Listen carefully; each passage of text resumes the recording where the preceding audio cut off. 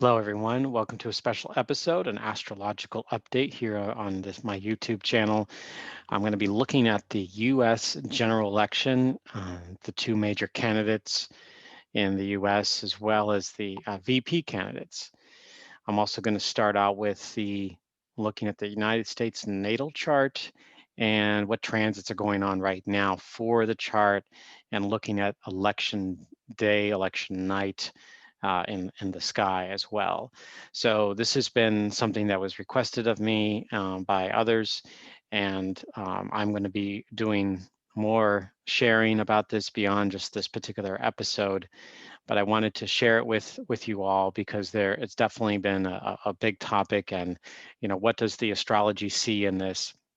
I did a recent collaboration with Daniel Giamario and Mary Kern at the Shamanic Astrology Mystery School, with many others at um, on the school, members and other people that have joined in at the September equinox. And there was certainly quite a lively conversation that was taking place at the end of that particular episode of the equinox, and we were talking about the various candidates. So that also even motivated me to do something on my own and to create what what my thoughts are about this, from a different perspective of shamanic astrology, certainly inspired by many others. And we're going to be looking at this from a place of intent rather than a place of prediction. So in my education of shamanic astrology, it is about intent and looking at the archetypes and what the planets are doing, and having that understanding, that relationship that's going on there. So, in this heavily divisive time in which we're living in, and with a highly divisive administration president, this is going to give us a chance to kind of look into some of these things. I won't be going too deeply into all of it because there is certainly I can go into this for hours, and the amount of information that can be generated here. So, but I'm going to hit the major points for the U.S. and each of the candidates as I go forward here. So we just take a moment and take a deep breath before we dive in. Okay, so let's take a look at this. Again, this is an astrology update. This is an election episode of my regular series of signs, planets, and stellar rhythms. And we're going to take a look at more about this in this particular episode. And I've alluded to this election. Obviously, it's everywhere, but I've alluded to it from an astrological perspective in previous episodes, especially as we get closer and closer to this time, which is only, at the time of this recording, 4 weeks from today, the actual date. Now, millions of people have already voted by mail, so there's already uh, a great interest in this, and we could, there is the potential for even a record amount of people voting in this country, or at least in the 21st century, and possibly over the last. I was looking at the latest report, and it's possible it could be the largest amount of people that have voted for over a century. So we'll take a look at that as far as percentage of the actual voting age population.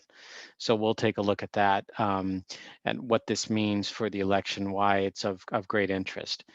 I would also refer you back to a couple of previous videos that I did.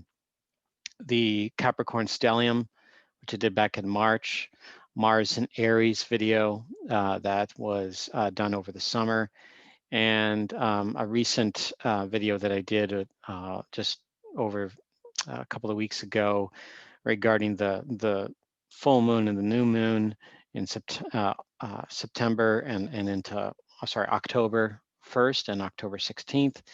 The lead in from late September, and then also what we call in September, just a review of the nodal return of the 9/11 event, and how important that overall that's been played in this confluence, this great confluence of astrological alignments and returns of patterns that have come back. And this is a very rare time in which we're living in, a great turning of the ages, as Daniel has called it. Daniel Giamaro has called it on numerous occasions, and I continue to share that particular term because it absolutely applies. We're in a long period of time where we're transitioning from one great year to another great year, 26,000 years into another. And we're at the, according to the Hindu calendar, we're at the end of the Kali Yuga, where we're going to be moving into a transitionary period in about 5 years. So this is a period that tends to be full of like anything that can happen will happen, especially over these last several decades. We're just in that major transitionary period. So, but without further ado, I'm going to dive into this. What this election, this insanity, this craziness that's been going on. I watched the debate. I watched, recently with the president catching COVID-19 and what that drama has played out as. So it's been definitely a really powerful time here in the United States and in the world. So on election night, we have here, we can see this is the beginning of this period in November. Really, it starts kind of in late October, so that at the end of this month. But Jupiter, this should be, this should be Saturn. Actually, this should be Pluto. That is with Saturn here, sort of copied into that. Should be Saturn, Pluto, and Jupiter. Even though it says Saturn twice, I'm not sure why that didn't save there, but this is the night where, in the U.S., we're voting. We're seeing Mars still very, very bright in the sky. If you're looking out tonight, at least on as of this recording, October 6th, what we're seeing is this is the brightest, according to astronomers, this is the brightest that Mars will be until for another, I believe it is 15 more years. And the brightest it's been since 26 months ago in July of 2018, when we had another, Earth had caught up with Mars in its orbit.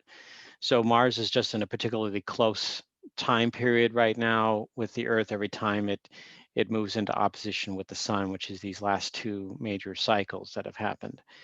And so we're seeing it very bright. We saw the moon come over and pass up Mars all around the time where, just where Saturn went direct, stationed direct at the time of the first presidential debate, and then we saw the full moon, and then the reports that came out shortly after of the president catching COVID-19 and a lot of people that were close to him as well. There was an outbreak there, and so we're seeing this kind of this collective energy coming together. There's happenings that are, there's an intention behind it. We can connect to this intention, but we don't know necessarily, quote, the outcome of what is intended to like happen from that.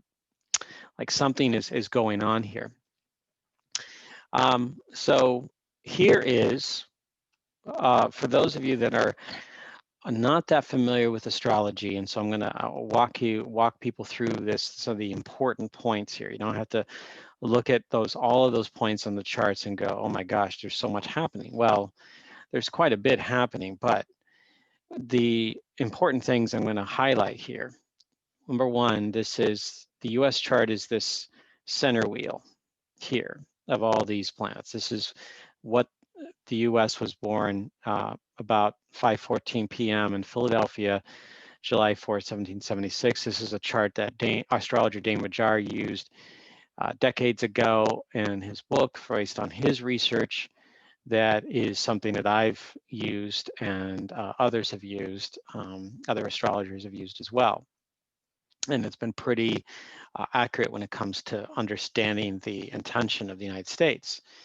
So we see here at this time, we've seen Neptune squaring the US's natal Mars position. At the same time, it's north, the transiting north node is going over Mars.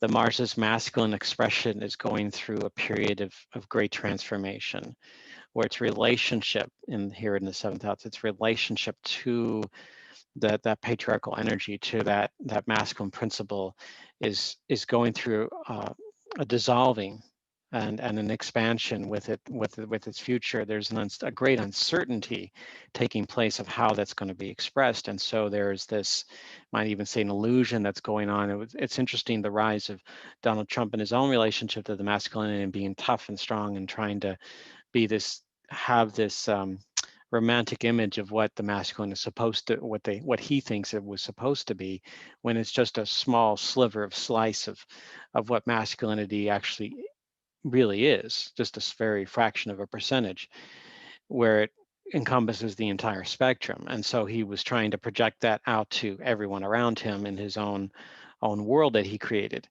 And so with Neptune squaring this here in the US, it's certainly created a lot of confusion and illusion around the idea of the masculine. That's continuing on through election night. And so we can see that, what do we call that, see through that illusion at a certain point. And I think many people are.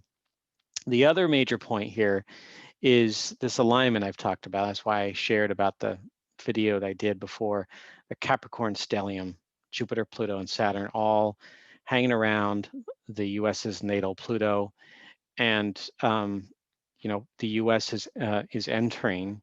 Pluto got to about 25 degrees, and this is kind of the unofficial start this year of the Pluto return for the United States, which takes it's a 248-year process. So it's we're in that window now that's going to take 3 or 4 more years to really unfold here with this Pluto return. And Jupiter is expanding that process. Saturn itself is helping us grow through limits and boundaries. But with this being Pluto in the centerpiece with Saturn and Jupiter, there is a death rebirth process going on. We are at a great crossroads, and all the shadow that have been buried since the existence of the Europeans and coming over to this continent, all of that is starting to be revealed. All that shadow, all of that stuff we've buried under the carpet, and all the issues surrounding racism, around politics, around how we handle the Constitution. We're in a constitutional crisis, a health crisis, an educational crisis, an economic crisis, all at the same time. That is all being kind of unfurled right now in the US. And the election is at the centerpiece of this. And I'm going to bring up another thing pretty soon here, but with the candidates. But we can see next year too, both Jupiter and Saturn next year are going to be going over the US's south node. And this will be a return to our origin story, a return to understanding and connecting with what our original intention as a nation was intended to be, a sort of that original vision of our origin. So what would that be, and maybe to reconstruct that, maybe to re-envision what a more harmonious model of that could be, rather than just to create something divisive and fight it out, but something that is more where it brings people together. And so there's that potential with Saturn and Jupiter going into Aquarius, both going to Aquarius and by mid-December. And I'll be doing a separate video just on Jupiter and Saturn going into Aquarius, but that whole year of 2021, and looking at what that situation is going to bring up. We also see something I didn't circle, but Uranus is squaring the nodes of the US right now, and it's going to retrograde back one more pass over that.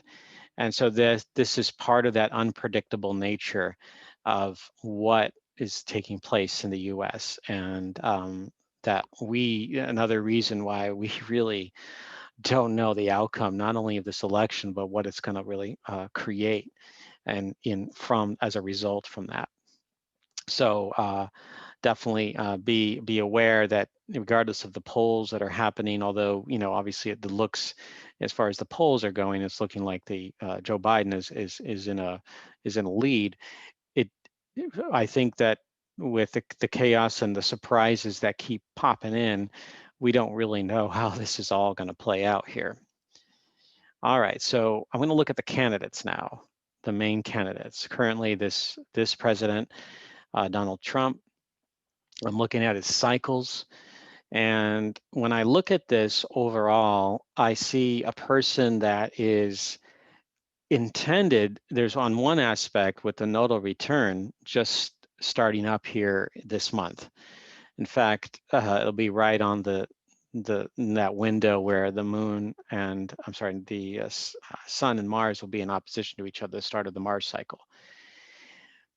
But a nodal return, meaning that the nodes are coming back to the same place that they were in when he was born, and it going on until there's at the end where in 2022 on his birthday, when he turns 76, that he has the sun moon aspect in the same place. Like on his solar return, the moon comes back within a degree or so, a degree or two of its original position when Trump was born. So when just looking at that particular cycle, and then also the north node over the sun, like this, this would be this cycle here, because this natal sun and moon, he was born during a full moon.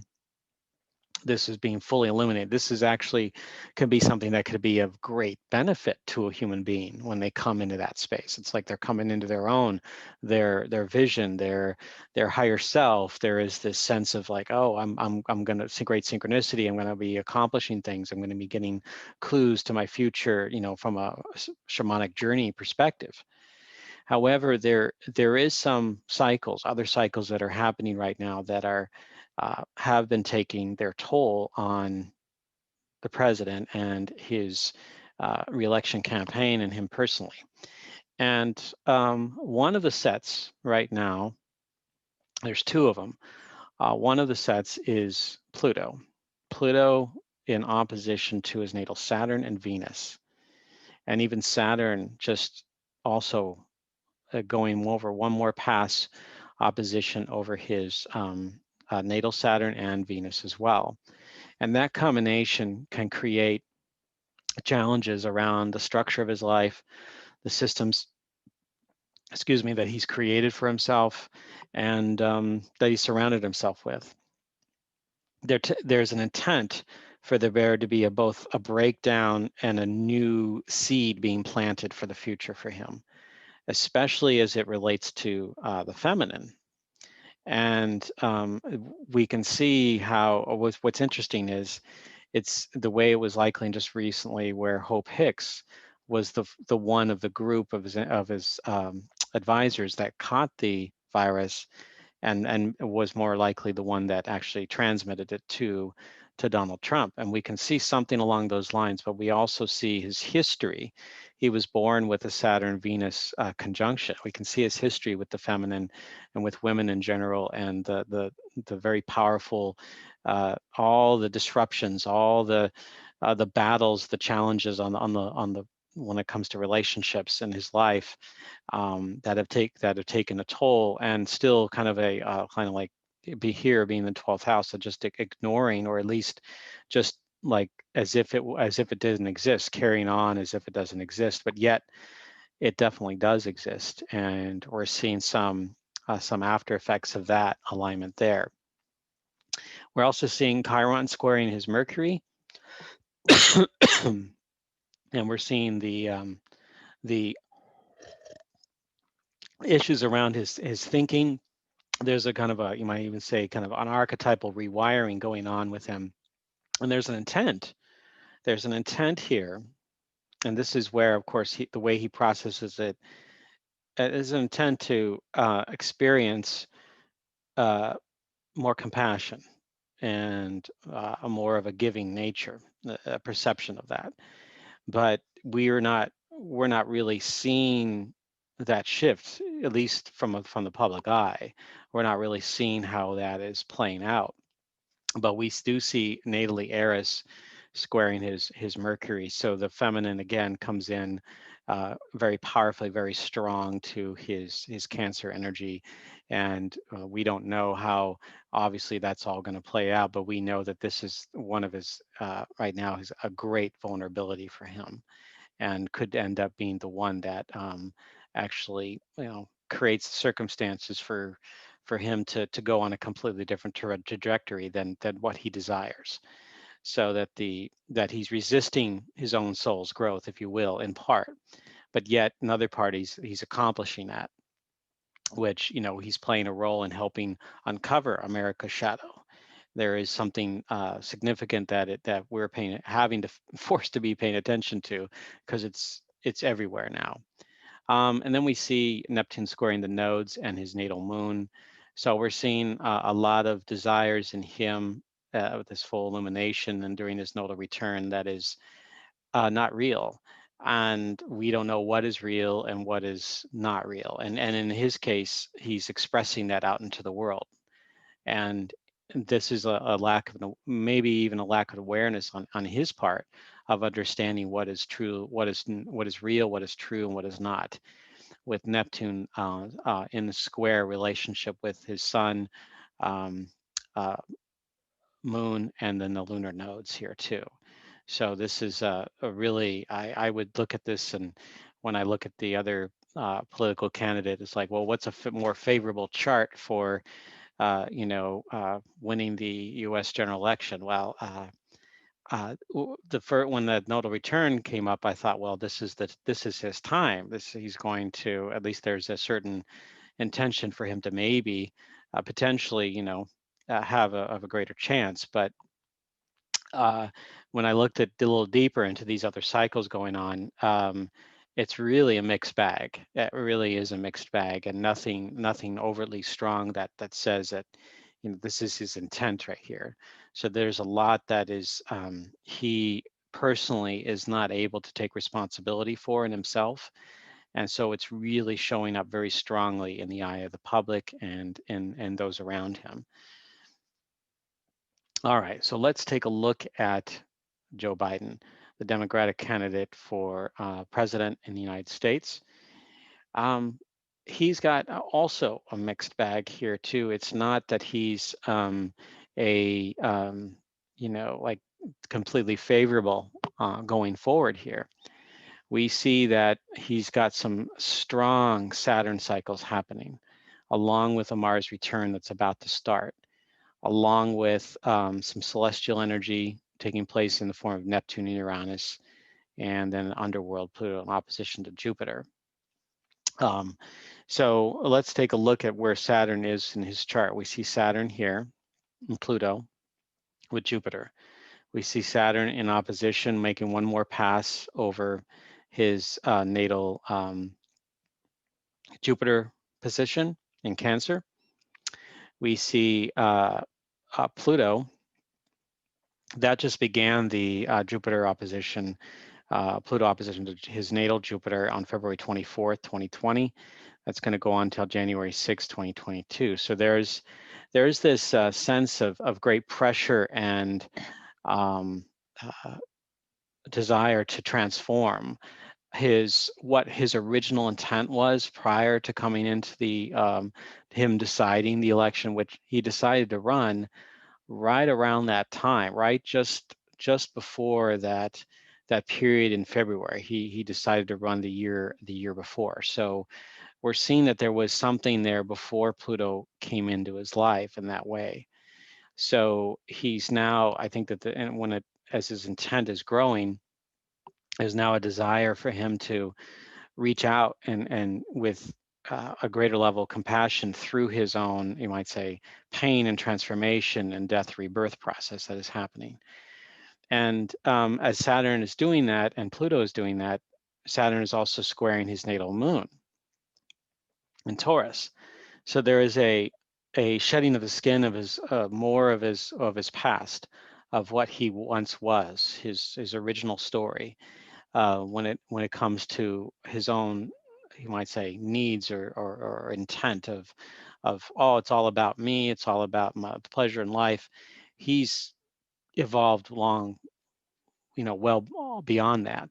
But there is definitely a connection to family and maybe even creating the seeds for a new family, if you will, a new collective in his own space. I also see this is something that I noticed here. This was really fascinating. I don't I never had a I'm not a Democrat or Republican as far as my political leanings. I would consider myself independent. So I never really looked at him as something that I'm like, oh, I don't, I like him or I don't like him. It just kind of was there, if you will. Like he looked like a more of a regular politician in my eyes. But of course, I didn't really look into his life story. And then when I saw his chart and I saw this Chiron conjunct North Node, and then I also saw how that squares this whole area of his chart.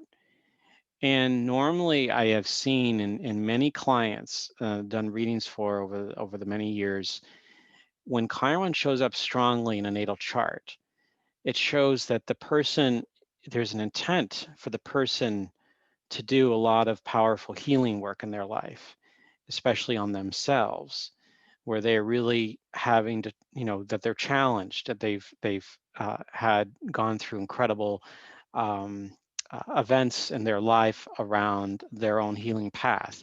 And for Joe, we can see he's had several losses in his life, of those close to him, children and his first wife passing on. And we can see some of the challenges he's had since then in his own transformation. But maybe there is an expression here that's really interesting to explore. I'm not saying that he is the one that to do this. I'm saying that there could be an intent here, a potential for him to bring about and help in the healing of his own leadership or his own future in these next years to come. So, he's going into also a time where Vesta is going to be spending a lot of time in Virgo over the next 9 months. And so it's going to be hanging around as if it were like an outer planet, activating these progressive parts of his chart about the future and his calling in life. So there is something there that points to the potential for him to, you might say, score some points of like, hey, this is the person that is going to sit in the Oval Office. There's that potential, but not necessarily like being that's why. But that is something to look for. In fact, I am doing a full video just on Vesta and Virgo because of its passage through that area over this next big synodic cycle of Vesta. And then I want to look at in his Mars return. This is really interesting because especially for guys, for men in general, um, when there is a Mars return taking place, it is another evolution of their own masculinity in this world. Now he's got um, Mars in Scorpio as his natal Mars position. And when he turns 79 in 2021, he'll be turning 78 in a month from this recording on November 20th, 2020. But 79 is the one of the two closest Mars returns. That means Mars will come back within a couple of degrees, a degree or two of his natal Mars position. And Scorpio is all about taking things to the edge and the path of the shaman and going things into the deeper mysteries. And it sits there, all of this, and it activates all of this Scorpio stuff with square Chiron. We can see even, and Pluto squares his Mars natally. We can see that there's some great potential for a major transformation, possibly even a health crisis for him coming up in 2021 and 2022. But that that that is intended for him to create his own medicine, intended for him to go through another stage of maturation into this elder stage, and connect with that original vibration of the what is original a masculine intent was intended to be, and taking things to the edge, vitality, life force energy, working with that. So there is a powerful personal process for him coming into really beginning in just a week, and then lasting for a 26-month period, because that's the synodic cycle of Mars from a shamanic astrology perspective. I also want to bring up that Uranus will be opposite his Mars next year, which will definitely be adding to that unexpected maybe breakthroughs in his own connection to his what he feels is who he is as a man in this world. And number two, he has been in this Neptune has been in conjunction with his home and roots and connected to Ceres, the great Earth Mother. Um, this might say that he is not, that it's fuzzy about where he's going to live, how he's going to live, and how he feels at home, but it's intended to be a place of healing, a place of dreams, a place of stronger spiritual connection. So this is opening up the doors around that. This is, or it could be even a confusion around, an illusion around what he thinks he's moving into.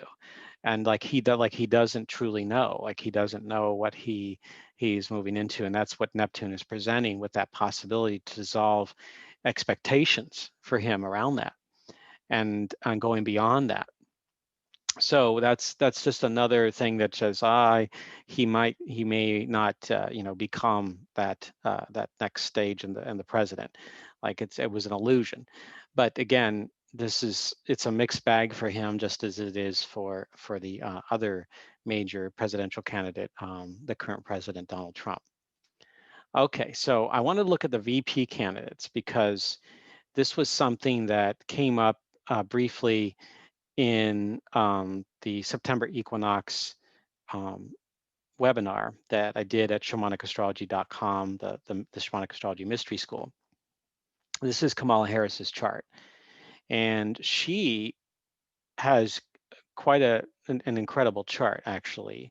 And she also has a strong Chiron imprint too. Chiron squaring her ascendant, descendant, and nodes. Chiron in opposition to Uranus, Pluto, and Venus, all in her chart, as well as Saturn in conjunction with the midheaven and Vesta.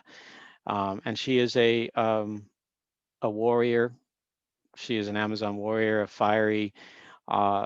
She will defend. She will stand up and be counted, and not be run over.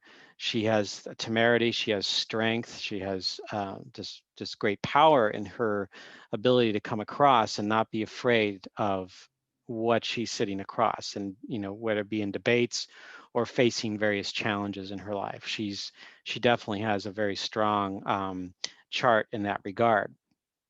And with this, I believe this is a nice, you might say, check and balance to her own, where she's not, of course, just running wild in her own voice, but she has she's done some major soul work in her life, I feel, because of this alignment with Chiron, Pluto, Uranus over her natal Venus, in particular those, but also as they square her ascendant, descendant, and nodes.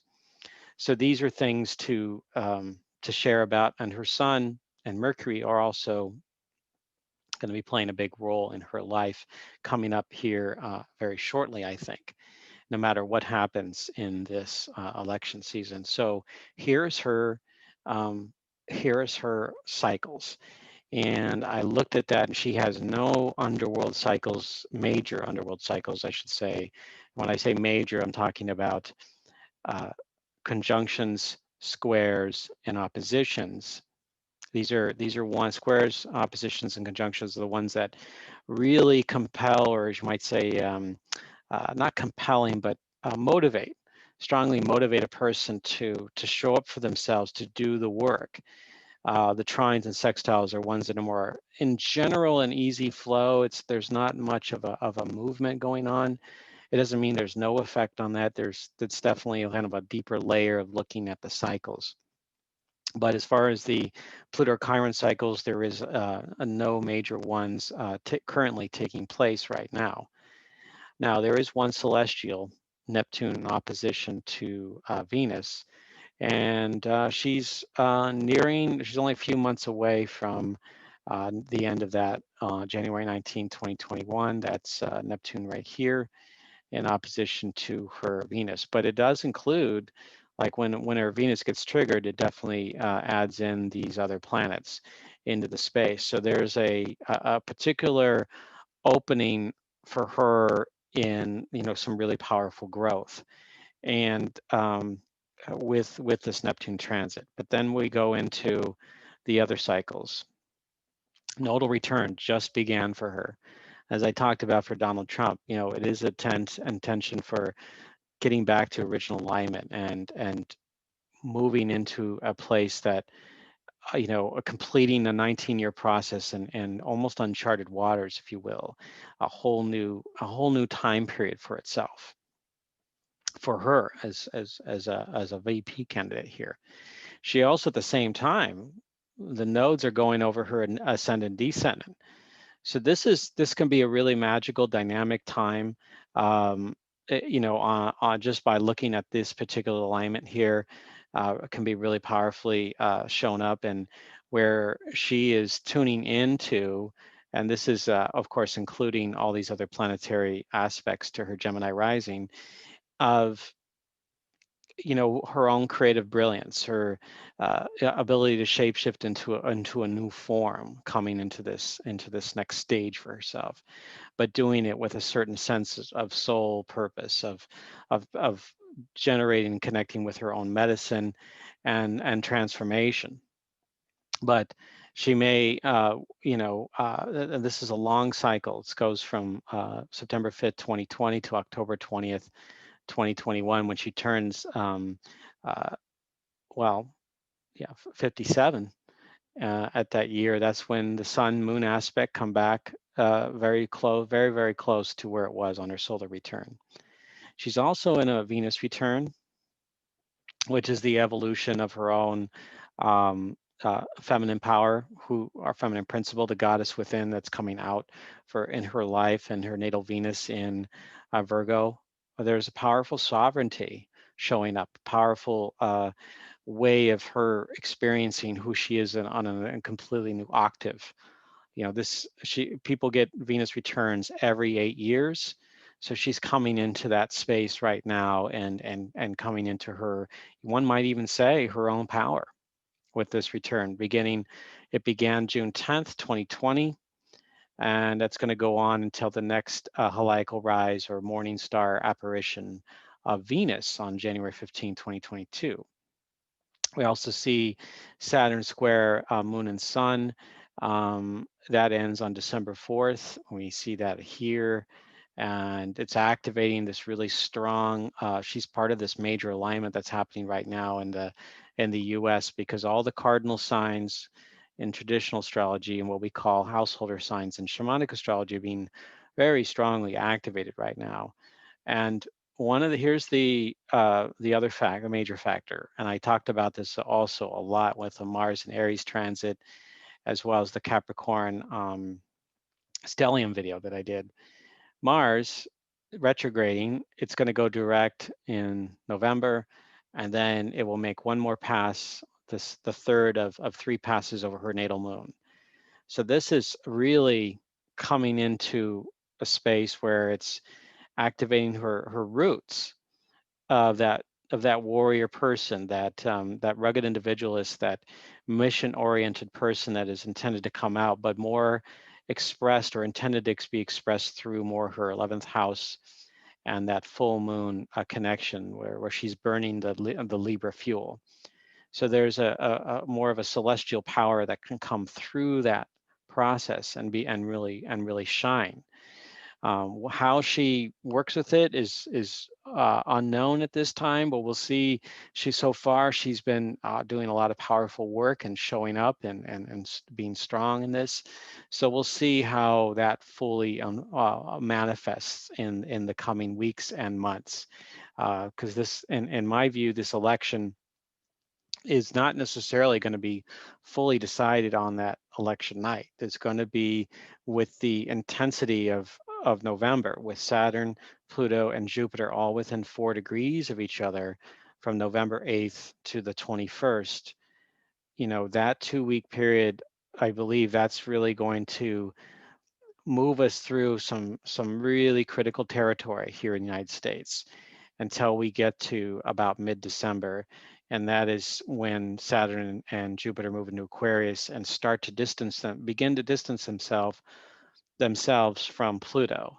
And that, I believe, will help us move into, you might say, I don't want to call it an easier space per se, but more like that there wouldn't be, quote, as much of a turmoil as we're experiencing now. And especially when we get to 2021, which will be a completely separate video that I'm going to do, but also the Shamanic Astrology Mystery School will do, and others. And for those of you watching this, of course, I encourage you to kind of take a look at what others are sharing too, to kind of gauge in and feel into, astrologically speaking, what others are saying, other astrologers and other people in that regard that have some insights into this. I'm just one voice among many here in that regard. So, but that Mars, be aware that there's definitely going to be some major activation for her coming up, and you know, this could be a Kamala could be a future. You know, I look at this chart and I could see this person showing up really, really strongly and being a future leader in this country, whether it's president or perhaps something else that has yet to be created. We certainly don't know this, and this great turning of the ages here. I did look at Mike Pence's chart, and you know, his birth time is unknown, so we don't really know, but um, I suspect it's either that Pence is either a Libra or Scorpio rising, based on what I understand of him and his you know, his journey through life. There have been other astrologers that look at it, and they look at it as if he had a different rising sign as well, Aquarius being one of them. Although I don't agree that he would be necessarily an Aquarius rising. There's too much. I'm leaning towards Libra or Scorpio, because one is he tends to hold on to himself in a more private way, powerfully private way. Number two, his devotion, his relationship with in his marriage, strongly influencing his life and his own values, would lead me to believe that maybe Libra could be that rising sign for him. But again, it's unknown. I'd have to do a more in-depth analysis on you know, looking at rectification of his chart. Maybe some astrologers, probably some astrologers have looked at that. But we can see that he is not really in any major cycles right now. In fact, he went through a Saturn return about 2 years ago, his second Saturn return in Capricorn. Including when Saturn was in opposition to his natal moon. Um, he's possible that Pluto or Saturn could be squaring his Libra. You know, if he had a Libra ascendant and Aries descendant, there could be an aspect there. He's got Mars, Venus in Leo. He went through a year ago and 2 years ago when Uranus was in opposition, not opposition, when it was squaring his Leo Venus and Mars.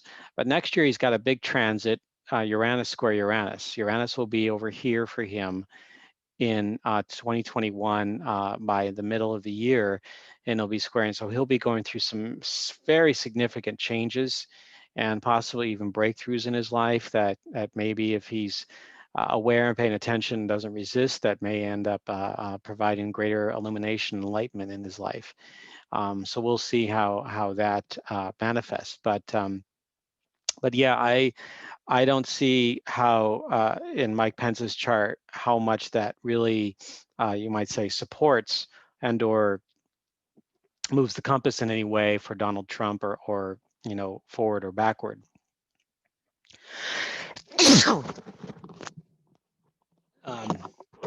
Excuse me there. Yeah, but this is a chart that it really doesn't have much happening in it. Although there are some, we are coming into not too long from now an eclipse season, and he will be affected by that eclipse season due to the fact that he's got the Sun and Mercury in Gemini. The eclipses are going to be in Sagittarius and Gemini in November, late November, and in on the December 14th solar eclipse, which takes place in South America, total solar eclipse. So there'll be some effect for him in that regard.